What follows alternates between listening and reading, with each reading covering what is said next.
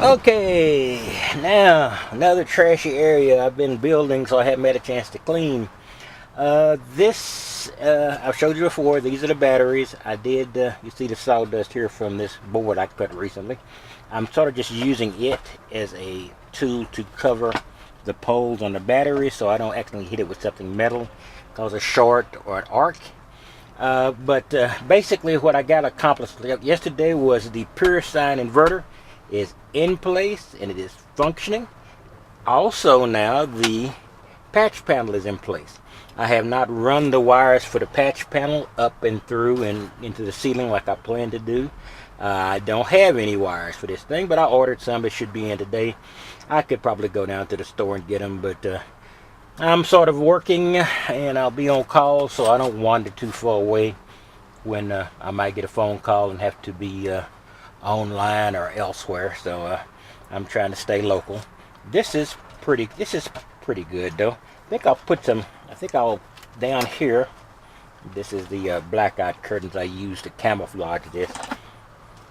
I think when I get this down, I'm going to get me some feet and bring it down here. Maybe 4. I could do now because it would hang. Anyway, I'll be able to do that. And then this would actually be like a little table in the middle. But its basic purpose is to, nothing wet will ever be on here, of course. Its basic purpose is to protect the battery poles. But I just want to give you a quick rundown that not only is the solar in place and it's powered up, but now I actually have a way to use it. On the pure sine wave inverter, I'm just going to run a couple of extension cables, single end innies sort of extension cable. I'm going to drill another couple of holes here for the wires for the patch panel and the extension wires for the pure sine inverter.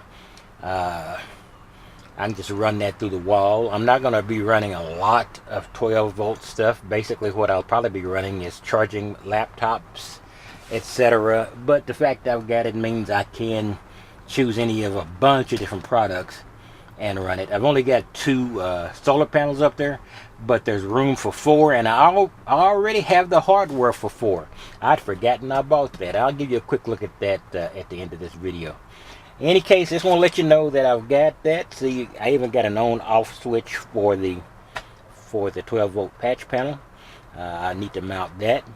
But basically what I'm just doing is I'm still just getting everything together, everything wired up, and everything is in shape. Now I've got to think about once I get the wires run, which is not going to be a simple duty in and of itself, then I'm going to have to think about what type of furniture or etc. I'm going to put in the back to make it more livable. But that's for a future problem.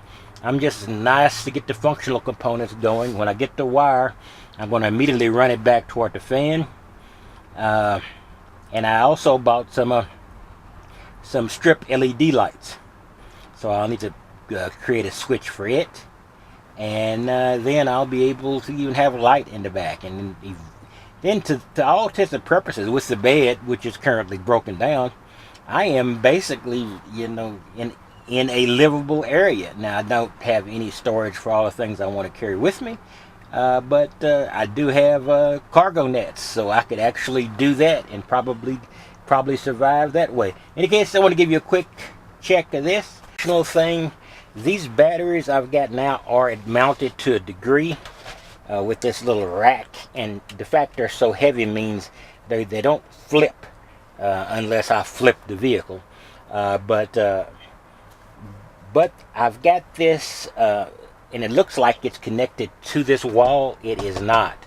I have underneath this wall the board that this 3/4 inch plywood, which is also down there, extends the length in there. It is screwed together the length of the vehicle, and this is attached to this independent piece of plywood, and it is linked to the plywood on the floor.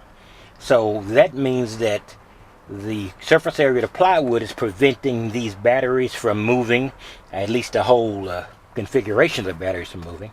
and it's not connected to this wall. So these, you know, it's 175 to 200 pounds of batteries are not putting any stress on this partition at all.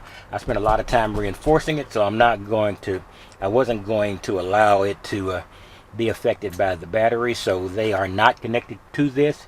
They're just connected to the floor, and I'll be building a box connected to the floor, and that floor extends the length of the van. It is screwed together, but it is one unit, more or less.